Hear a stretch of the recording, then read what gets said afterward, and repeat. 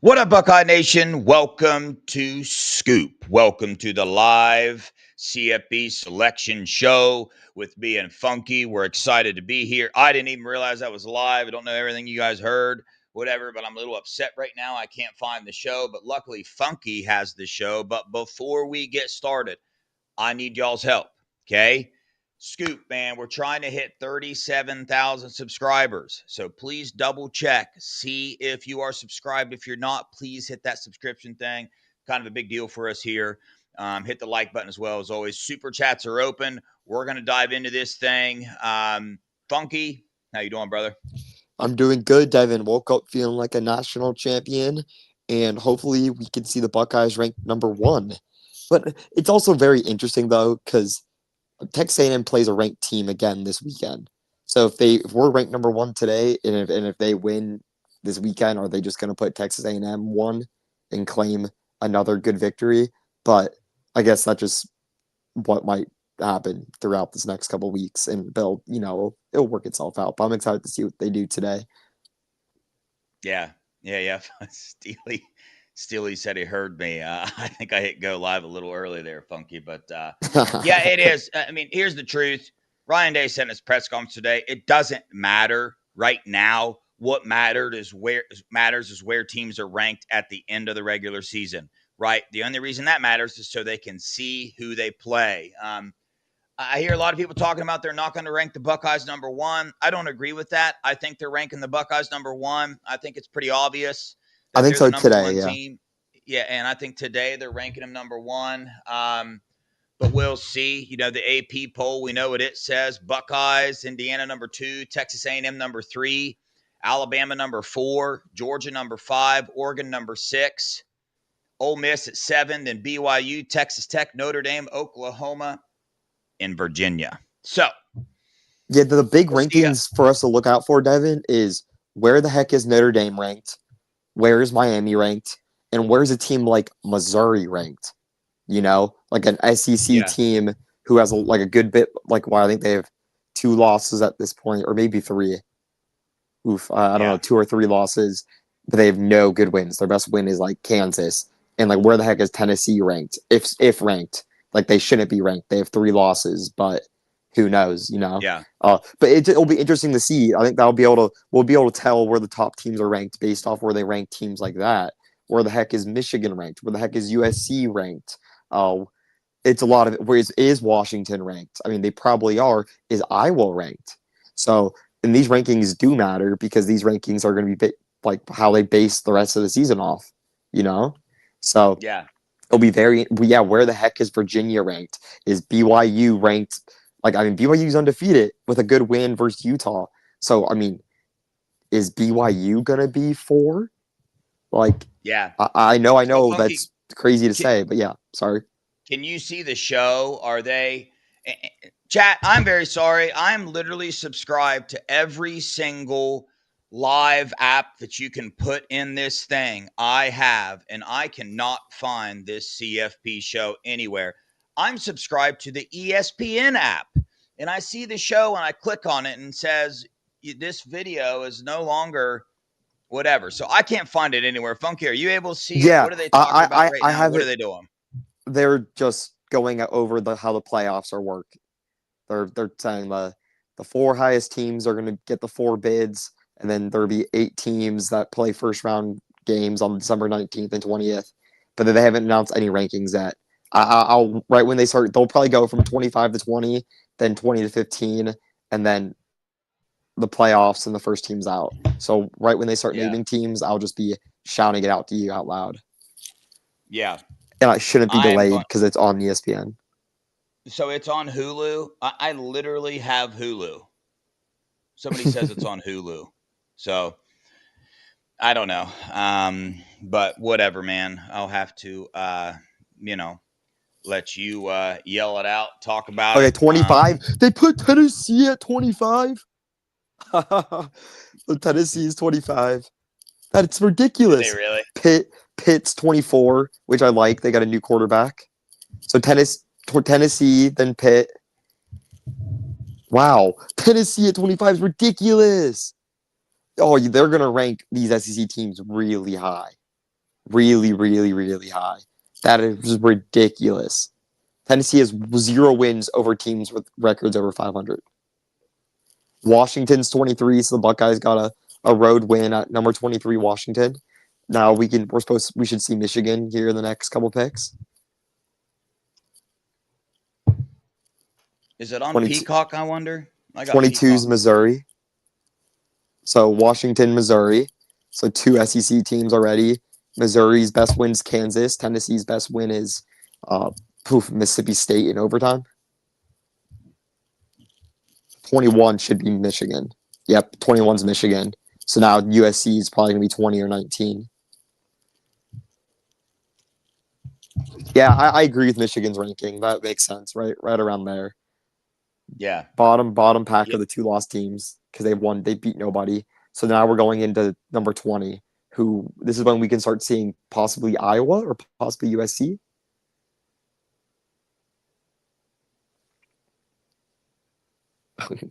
Okay, so now they're going. Oh, Iowa's 20. Okay, so Iowa's ranked number 20. So we have a ranked matchup this weekend in the Big Ten, Oregon at Iowa. That'll be interesting. Iowa at 20. Okay. Iowa like at 6-2, Iowa at 20. Yeah, no, definitely good for the Big Ten. That's the 3rd Big Ten team ranked already. So now 19.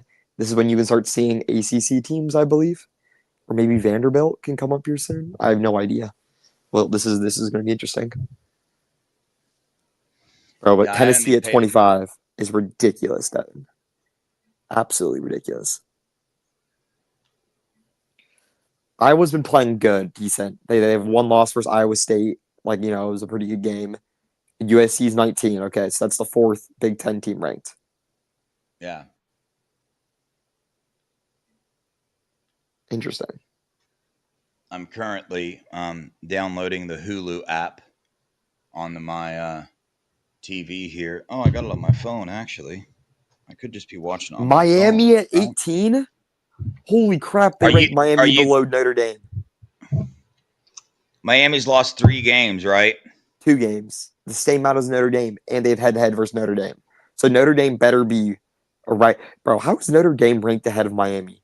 Notre Dame doesn't have any good wins. Or they have USC played at Notre Dame. Like, that's ridiculous. A 3-hour time zone difference in the freezing cold rain. Oh, then 1 loss. Georgia Tech is 17. Oh God, this SEC bias is going to be insane, Dev. Yeah, it sounds like it already is.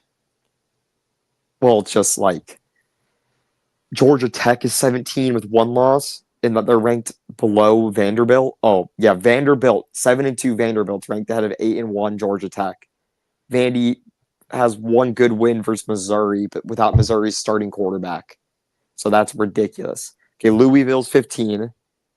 So somehow Louisville, the team that beat the team that beat Miami, who has 1 less loss than Notre Dame, is somehow ranked below Notre Dame. Make it make sense, Devin. And Virginia is at 14. Yeah, we're gonna have all type of. Virginia's at 14. Virginia's at 14. Louisville's at 15 because Virginia beat Louisville in overtime. But Louisville's only loss is in overtime versus Virginia, and Virginia's only loss is week 2. So how are they both ranked below Notre Dame? That doesn't make any sense to me. Louisville literally beat the team that Notre Dame lost to. Okay, Utah's number 13. So that means they probably had BYU pretty highly ranked. Because 7-2 Utah is ranked ahead of Virginia and Louisville. But none of this, that doesn't make any sense to me either. So 15 Louisville, 14 Virginia, 13 Utah. And now this is going to be like the last 2 teams out of the playoffs. Because they'll have a group of 5 team ranked in the playoffs, and they'll have a group of 5 teams. So this 12th team will be the last team out of the playoffs. Oh no, the 10 team will be 2. Unless there's an ACC team ranked higher than Virginia, which I don't believe there will be. Oklahoma's ranked 12.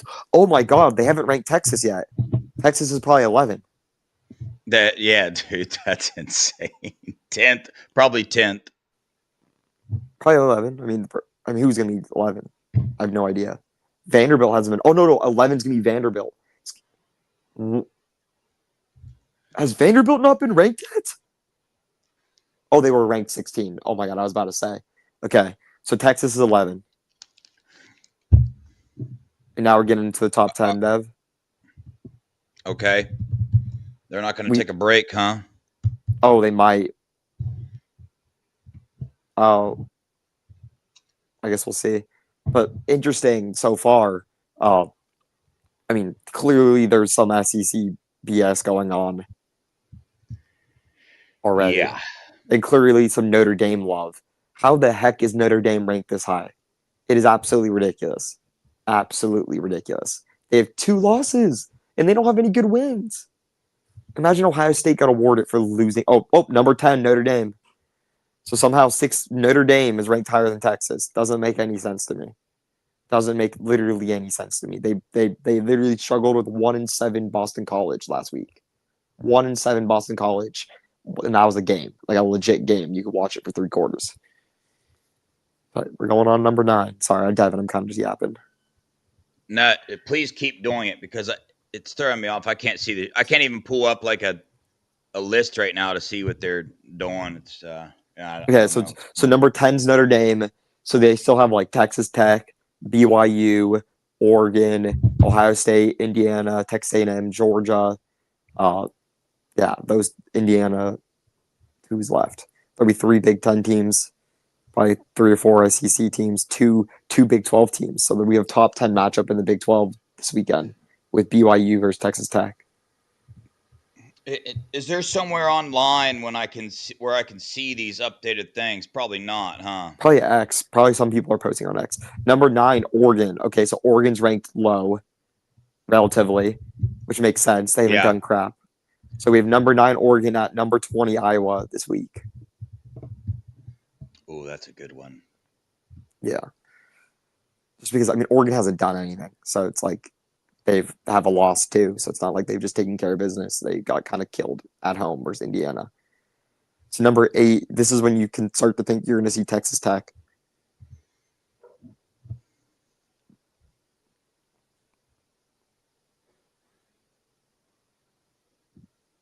Yeah, I forgot ESPN isn't on YouTube TV anymore, huh?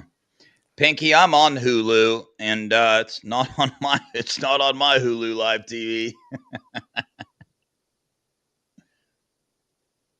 Are you checking college football, or are you checking sports in general? Because sometimes it's under like a generic sports tab. I'm on Hulu Live TV going through, and ESPN isn't even showing up. I have the ESPN. Texas Tech is number 8. Oh, okay. So number 7. This is when it gets interesting. Because at 7, who do you see? I mean, BYU at 7. Interesting. So undefeated BYU is ranked below Georgia, Alabama, and Ole Miss. So number 6 has to be Ole Miss. Number 5 is going to be Georgia. Number 4 is going to be Alabama. And then where the hell do they put Texas A&M? If Texas A&M is 1, 6 is Ole Miss, exactly. Okay, now 5 is going to be Georgia. 4 will be Alabama. Wow. I don't even hate the rankings though. In the top 9 makes sense to me, but the fact that they already have Notre Dame in the playoffs is ridiculous. Is absolutely effing ridiculous. Like, how do you put Notre Dame above those 1-loss ACC teams? Those ACC teams have just as hard a schedule as Notre Dame does, and Notre Dame, like, just is not very good. Just not very good. And I mean, I think they could lose at Pitt. Oh, you got it up, Dev? I do, yeah. Sweet. Okay, 5 Georgia. Well, yeah. Shout out who just 4 Alabama. Craig, thanks, bud. So now who's going to be 3? Yep. This is a big ranking. I mean, here we go. Texas A&M's 3. So Texas A&M. Then it's going to be Indiana. Then Ohio State, man. If they put Indiana at 1, they're not going to do that. I'm telling you, there's no way. Oh, I don't know, Dev. I don't know. Buckeyes got 2 players at the Heisman race. It makes sense for them. We have the 4 best players in college football. The 2 best defensive players and the 2 best offensive players. Probably 5, bro, if you think about it. We Colonel Tate's definitely in the top 10. Yeah. I mean. Indiana 2 and the Buckeyes there it is. are number 1, baby. There it is. Knew it. There it is, baby. There it is, man. Yeah. But yeah, it's going to be interesting to see what happens though if Texas A&M beats literally. But it's going to be so annoying. Like, how much credit is Texas A&M going to get for beating a Missouri team without their starting quarterback? Who's going to get their third or fourth loss of the year? I think third loss of the year.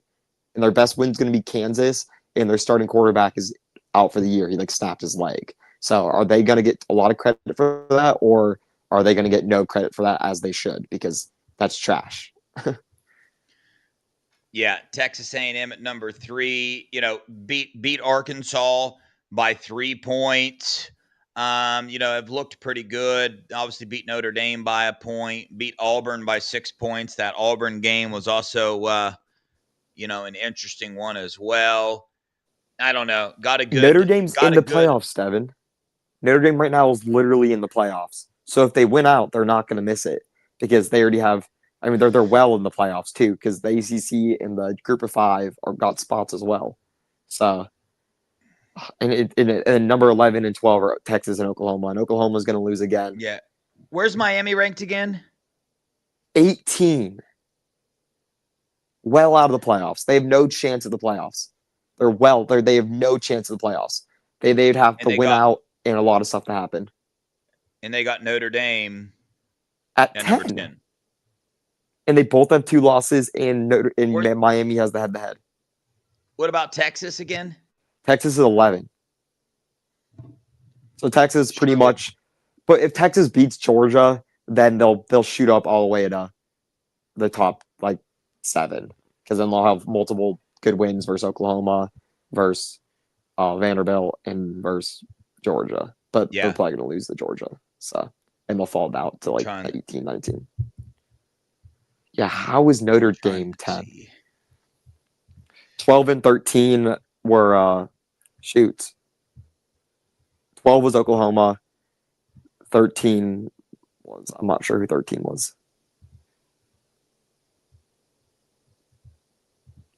Yeah, I'm trying to get it pulled up. You think they would put it up somewhere? They still don't have it put up anywhere. Yeah, Notre Dame's best win they can have the rest of the year is at Pitt.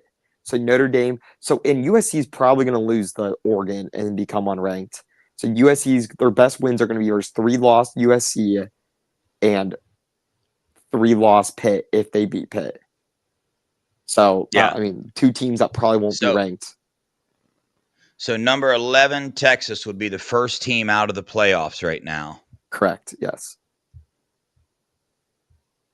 But that doesn't really matter because if the Texas playoffs are going to come down to Texas A&M, they got to beat. They have to win out. Really, they might not have to win out, but they definitely have to win one game and lose close. Yeah.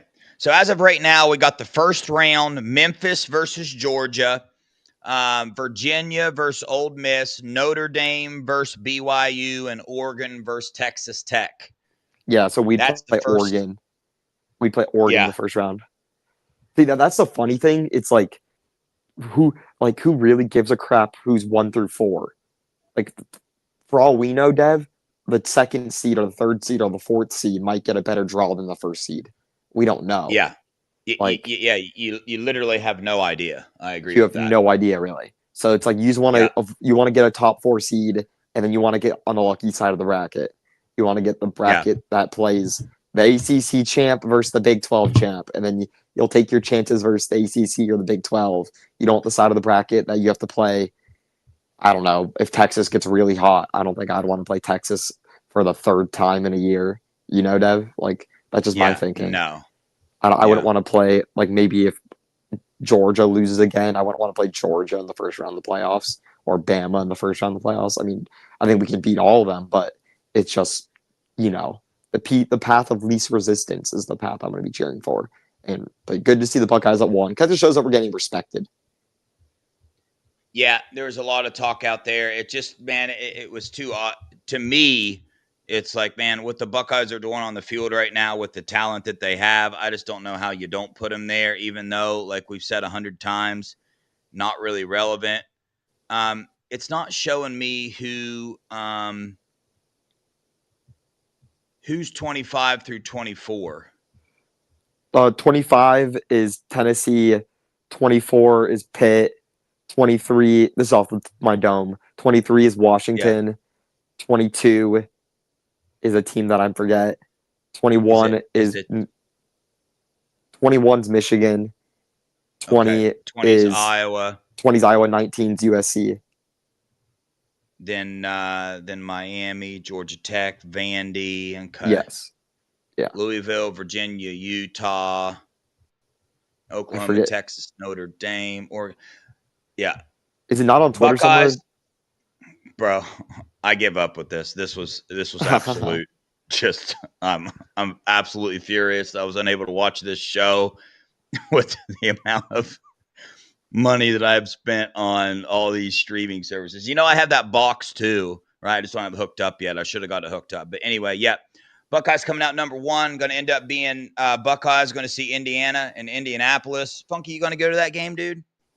Probably not. I Yeah. could. I'll Yeah, yeah, be yeah. I'll be in the Midwest. I don't know. We'll Yeah. see. I don't really give it. I'm not gonna talk about that game. I have one game on my mind for that weekend. So we gotta win that Mhm. game, Dev, and then we're gonna win that game, and then we're gonna get our tickets punched to the Rose Bowl, and that's where I'll be. I'll be at the Rose Bowl. Yeah. That's where I'm gonna be at the Rose Bowl. We're gonna Funky. play. Yeah. Keep going, Dev. No, no, you go ahead. I interrupted you. Oh, we're gonna play some Big 12 team in the Rose Bowl. Buck's gonna win by 100. Then we're gonna go right to the semifinal. I won't be at the semifinal. Then we're gonna win that, and I'll be at the Natty in Miami. You catch me at Star Island, Miami, with next to P Hey, Diddy's house. Yeah. yeah, there you go, dude.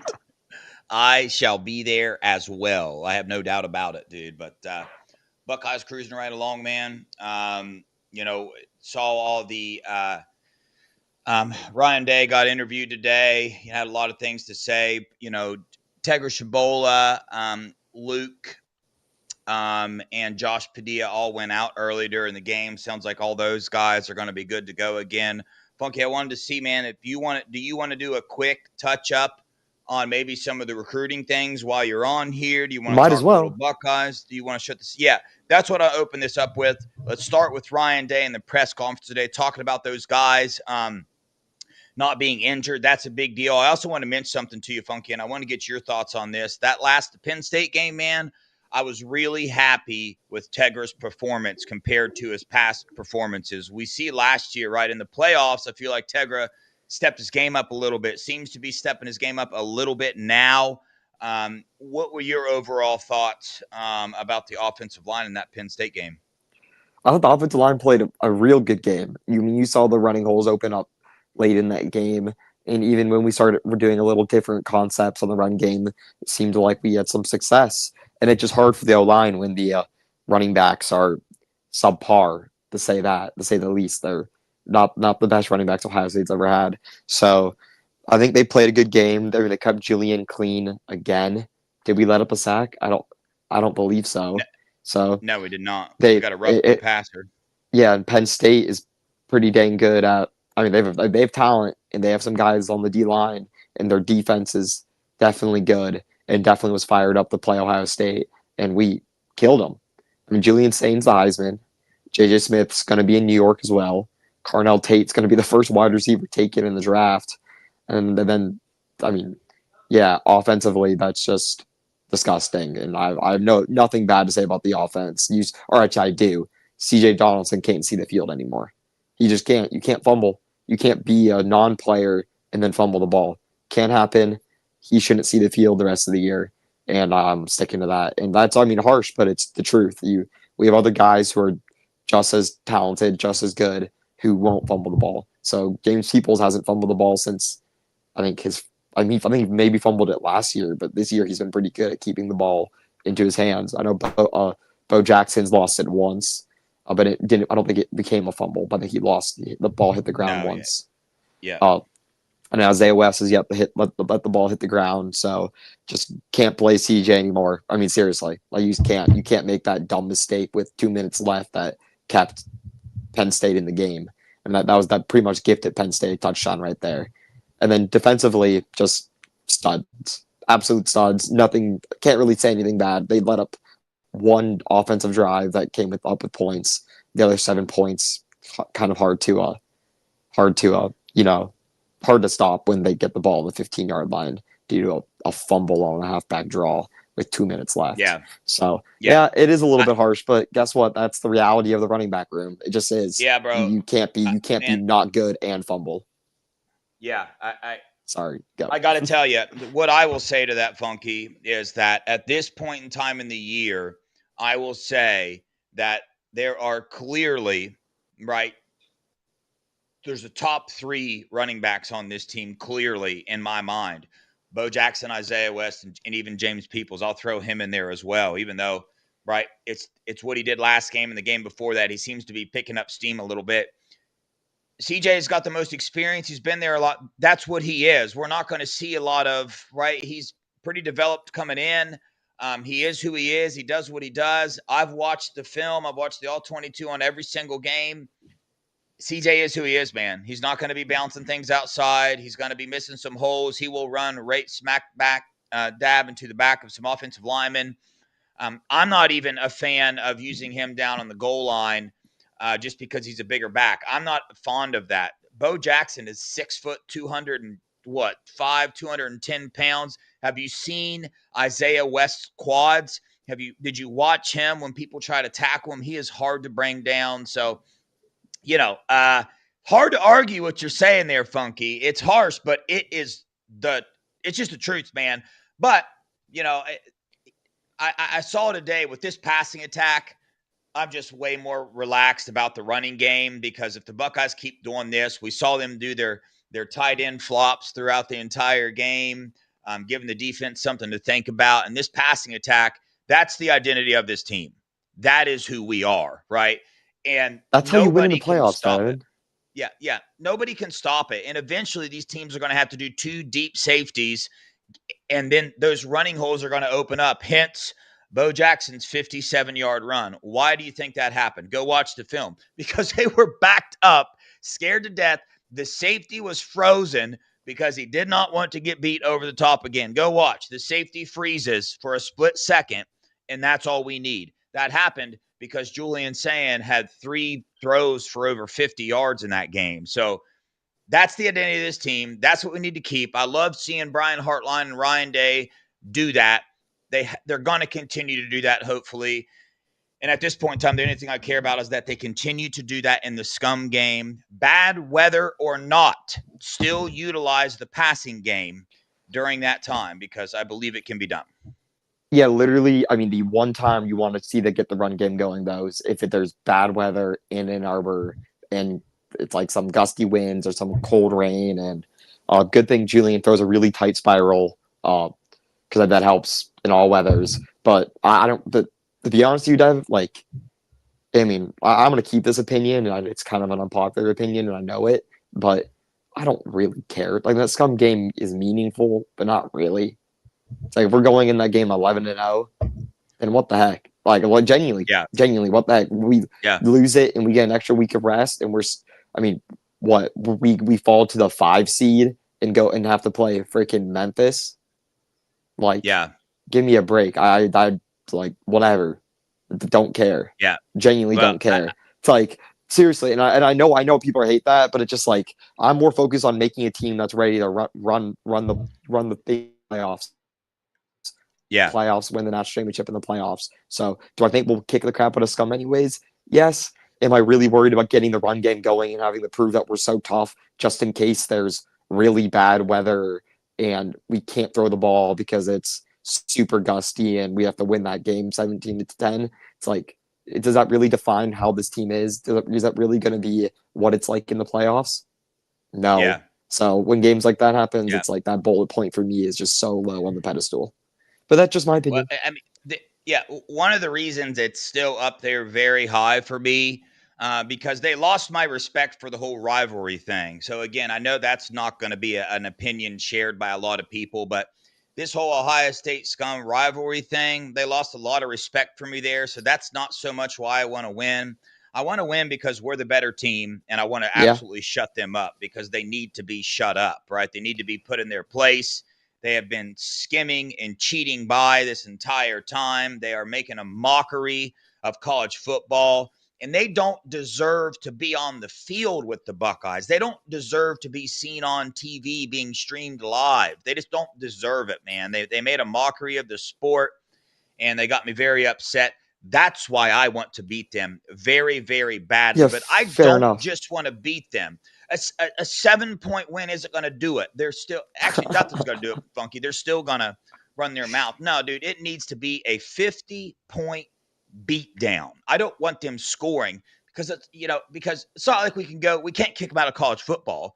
The only thing we can do is give them the consequences that they deserve, and that is an absolute ass whooping on the football field. Like, that's where I'm at, Funky. It has nothing to do with at this point, the rivalry or playoff thing. You're right. Doesn't affect us. We're in the playoffs. Nobody's stopping that. But man, do I want them to get what they got coming to them, bro. No, Man, do I want it. you're totally right.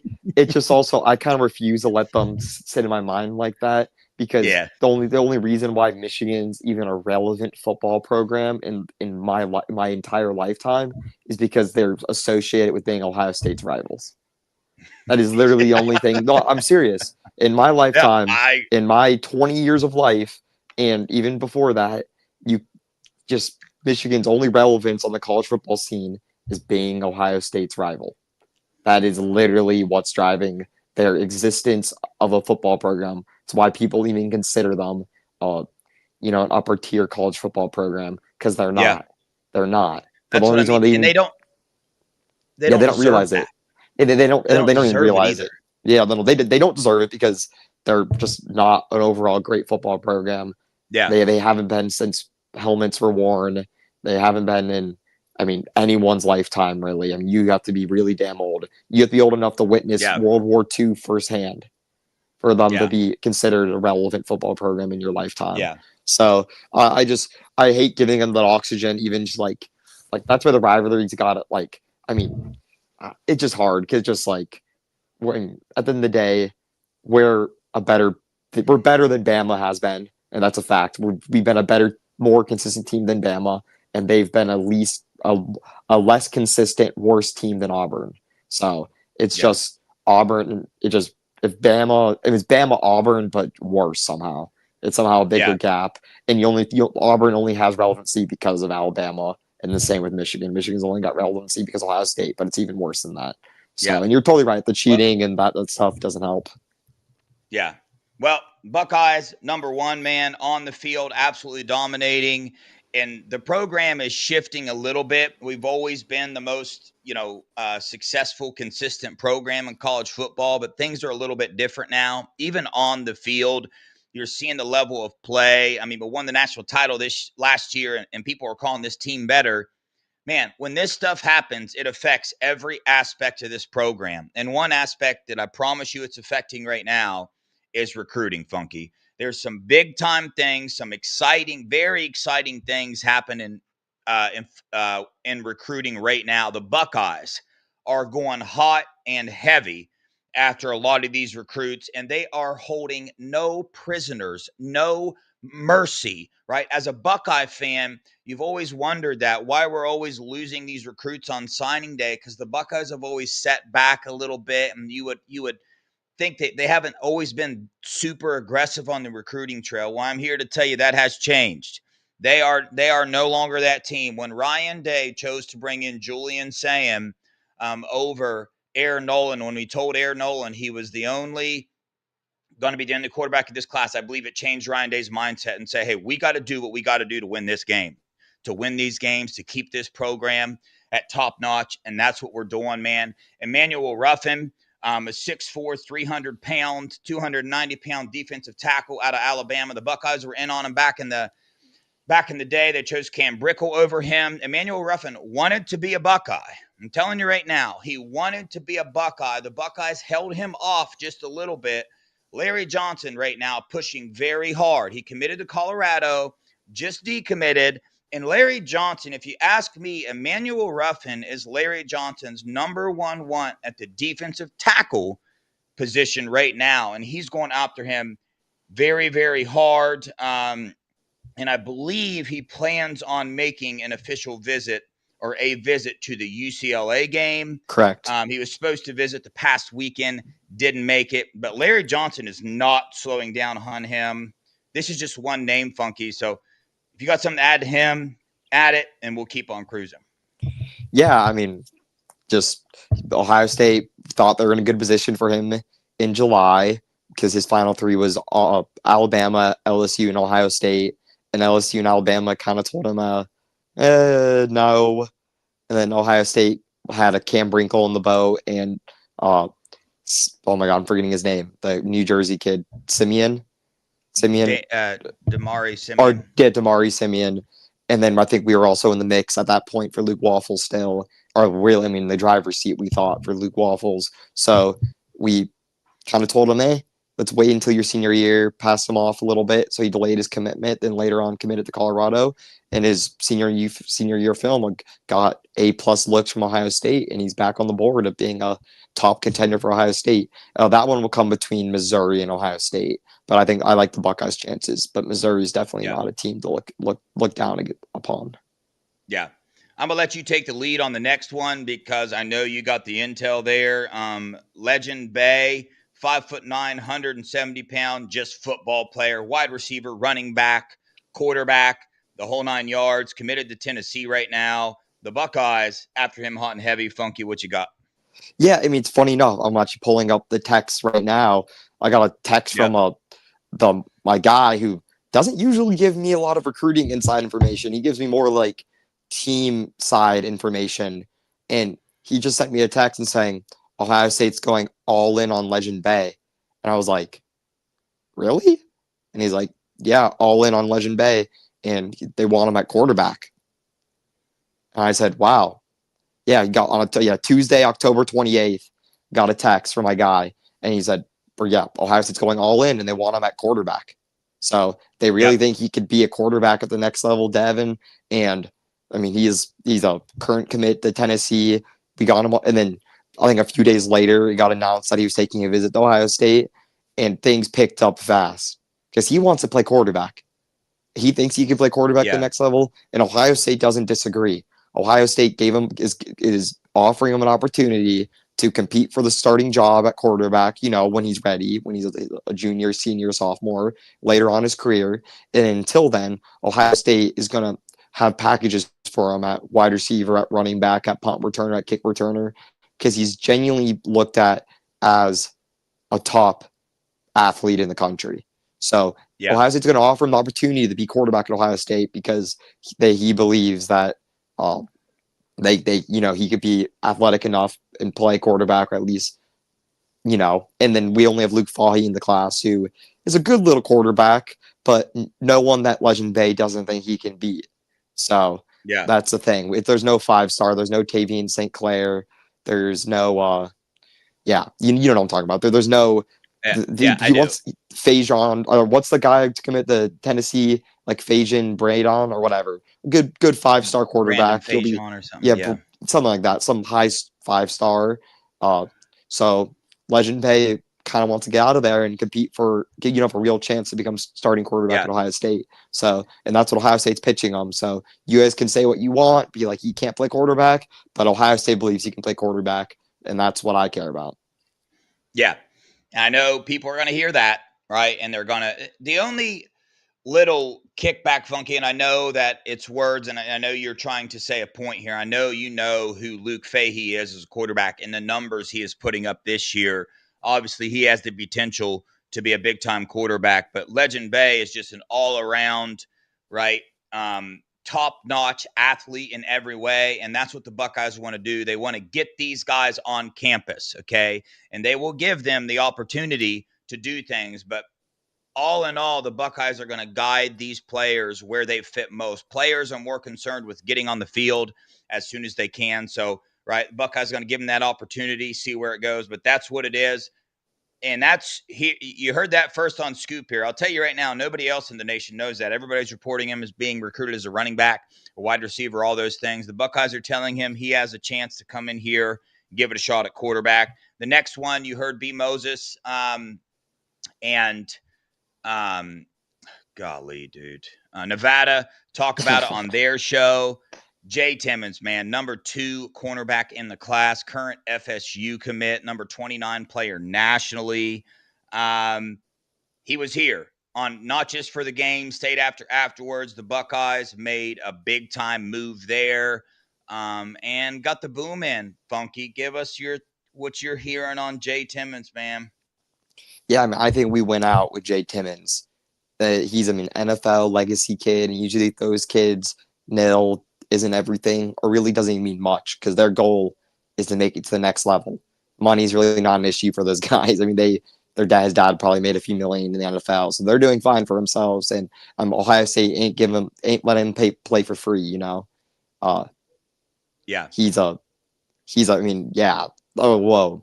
Sorry, I literally lost track of my words right there. But yeah, I mean, we're gonna pay. We have a good nil contract that's very respectable across the country, and he wants to play for the best team in America, and he wants to be developed by the best defensive back coach in America, and he wants to be a priority, and that's what he is. He's a yeah, priority recruit at Ohio State. He would be the best cornerback commit we have. Jordan Thomas is a great cornerback too. So that'd be, I mean, 2 of the best cornerbacks in the nation in the same class.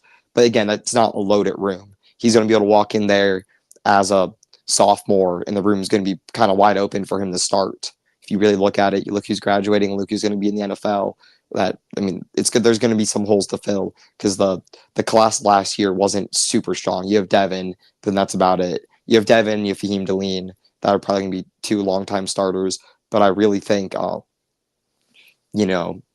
Jay Timmons sees that opportunity to play, and he's going to take it. So I think the Buckeyes win that recruitment. Florida State's a mess, and I think that's what's going to get him out of there. But we'll see. It's modern day recruiting. Weird stuff can happen, but I know Ohio State feels really, really good about him, because if they didn't, they'd be moving on to someone else, because they need to get a cornerback or 2 in this class. So they're not going to be yeah. messing around with kids that are going to be giving them half-ass answers. Whoa, Yeah, swearing. My bad. that's all right. Man, this next recruit, he's the one I am personally stoked about. I've talked to multiple people about this guy. Told you guys a couple shows ago, put in my Buckeye boom for him to be a Buckeye. It's between West Virginia. His dad played at West Virginia, currently committed to Penn State. Just on a visit to Ohio State, plans on coming back for an official visit to Ohio State. Kevin Brown, the number 3 interior offensive lineman. Buckeyes looking at him as tackle as well. Dude, super athletic. Think he's going to end up being a Buckeye. I have a lot of confidence there based off the conversations I've had with people, and what Kevin himself said about the Buckeyes. Jay Timmons, by the way, said that this is the Buckeye era. Okay, so we're predicting him to be a Buckeye, and he is also saying out of his mouth that college football, it's the Buckeyes era right now. So you got a recruit saying that. Kevin Brown has the similar thoughts, right, to him, saying you can't really compare any other place to Ohio State, and they are pushing hard after Kevin Brown. You see, we just lost somebody in the offensive line room. Opened up a spot there. Kevin Brown is right there. I think he's going to be a Buckeye. Funky, anything to add there? And then I'll zoom through these other names, and we'll hit where we want to on them. Yeah, I mean, Kevin Brown is the second offensive tackle that Ohio State's recruiting in this class. They see Sam Greer at offensive tackle, and they see Kevin Brown at offensive tackle. And Kevin Brown wants to go to Penn State. If all things were even, he would go to Penn State. But Penn State's program is just in such distress right now that he doesn't even know who's going to be his coach on the offensive line, offensive coordinator, head coach. He has no idea. And he's a smart kid with a good head on his shoulders, and has decided to reopen his recruitment. So I really think, reopen his recruitment, not decommit yet, even though I would bet a lot of money he'll end up at West Virginia or Ohio State.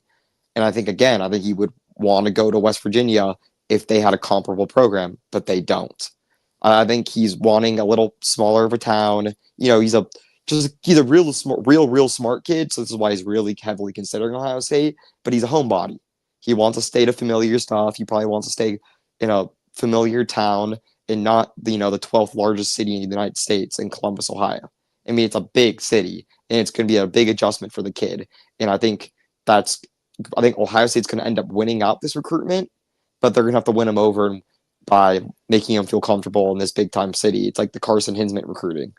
Carson Hinsman had a real rough time leaving Wisconsin, a small town, hometown kid in Wisconsin to go to the, one of the biggest cities in America.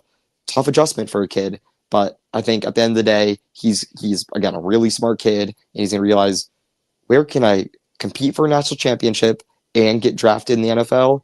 And Ohio State's the answer, well over West Virginia, and at this point, well over Penn State. So I think Yeah. Ohio State wins out because the kid is genuinely a smart kid.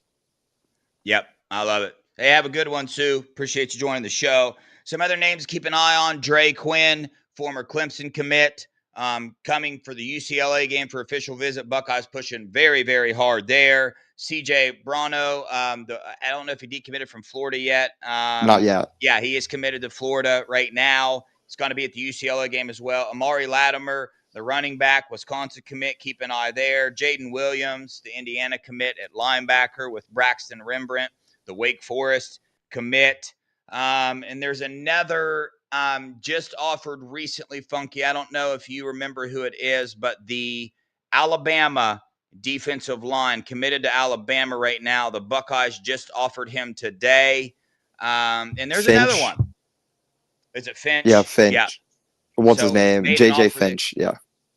Bro, they are, dude, they have 3 defensive tackles committed, 1 defensive end, and the Buckeyes right now that I know of are after 4 more defensive linemen. Emmanuel Ruffin, Jimmy, who I'm talking about in a minute, the Jay guy, the Finch guy you just said. There's another one I'm forgetting, but Jay Finch, the recently offered one, and another one we need to keep an eye on, Jimmy Frisco, related to Epi, out of Texas, 6'3", 265, committed to North Carolina right now, was supposed to visit the Buckeyes, was unable to make it, but it had nothing to do with him not wanting to be here, really wants to get here. They're really trying to get back down here for that visit. So LJ is, I mean, dude, how big of a defensive line class do you think the Buckeyes are looking for right now? I think we're looking for 1 or 2 more. I think the Buckeyes Yeah. hope they can get Ruffin or Dre Quinn, or maybe 2 more if they can get JJ Finch. I don't think we're looking for 3, but I don't think they would complain if it's the right 3. I mean, you got to remember, we're still going to push for Waffles until he signs his contract at USC, or his national letter of intent. But I think I can see the Buckeyes ending with 2 more for sure, and I know Dre Quinn is probably the number 1 priority there. So it'll be interesting to see how his visit for Ohio State goes next Saturday, for the UCLA game goes, and see how many guys Ohio State can get on campus for that, since it's a 3rd night game for the year for Ohio State, which is just unheard of in this modern day of Ohio State stuff. So I mean, it'll be interesting. And what does the schedule look like for us? We have 4 games left. I know we have at Purdue, then at home versus UCLA, then we have a 3rd home game versus Rutgers, and then the game. So we'll have 1 more home game after this, which I assume would be a noon game if it's Rutgers. Yeah, Purdue, UCLA, Rutgers, and then at Scum. Yeah, so UCLA is a home game. Rutgers is a home game as well? Yeah, Rutgers is a home game, yeah. Has to be. Senior night. Yeah. Okay, gotcha. Yeah. They don't usually give us back-to-back away games before the Michigan game, too. That'd be ridiculous. Yeah. And I'll also tell you guys this, Funky will agree with this. I know he will. With the amount of coaching changes going on, with the Buckeyes' momentum right now, I know this for a fact. There will be more defensive linemen's name popping up in the 2026 class that have not been mentioned yet. I know that. Because I know that, I feel like there could possibly be some more names popping up here that they're just not on the public radar yet, but behind the scenes, the Buckeyes, man, dude, they are pushing, holding no prisoners, and I love this. They're coming in hot. They're giving, these players something to think about, and it's smart with what these Buckeyes are doing on the field. You get some of these recruits to this game, like getting Jay Timmons there, which, by the way, reminder, Jay Timmons is going to be on the show, working on that scheduling. Still got a chance to get him on this week. Tomorrow, I'm actually going to have Eric McFarland, number 1 receiver in the 2028 class, joining the show. So tune in tomorrow around 8-10 p.m., something like that, to hear from Eric. But keep an eye out on this Buckeyes recruiting. I think there's going to be some more names popping up. Jay Timmons, think he's going to be a Buckeye. Kevin Brown, I think he's going to be a Buckeye. Funky, Are you prepared to throw any other names out there right now that you think could possibly Buckeyes? Legend, Amari, Dre Quinn, any other ones that you think the Buckeyes are at a good place for right now to possibly flip? I think the Buckeyes win. Latmire from Wisconsin. I think we win that one. Yeah. I think Kevin Brown commits to Ohio State. I think Jay Timmons commits to Ohio State. I'll have to see how Dre Quinn's visit go, but that one's definitely leaning in our favor. Same with Emmanuel Ruffin. That one's definitely leaning in our favor. And then Legend Bay is going to be a very interesting one. And I think his interest is more than I even thought. So I think those five are the five main ones to look for, with the main ones being Jay Timmons, uh, Brown, and Legend Bay. I feel like those three main ones for Buckeyes fans to look out for. But then after the UCLA game, should be. I mean, these could pop quick because Bay's looking to making a decision quickly. Same with Brown, and then Timmons seems like he's already jumped off the ledge. So it's hard to make those comments to the public about how Ohio State's the best, and then stick with your commitment to Florida State. A little hard to do that. So yeah. It seems like he's already in. It feels like he's already in Ohio State's class.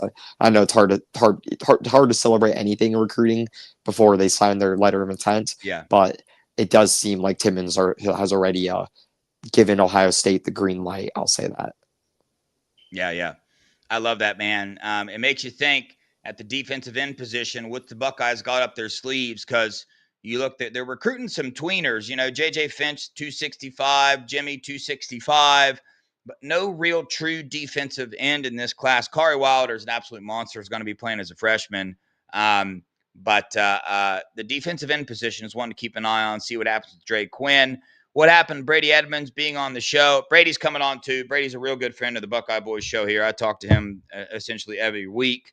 But obviously his schedule changes from time to time. He was scheduled for last Thursday, ended up couldn't make it. But I talk to him all the time. He'll be on the show. Got a packed schedule here to get recruits on here. Recruiting's picking back up. Going to get him back on here. You guys heard from Khalil Johnson last night, #1 offensive tackle in the state of Ohio.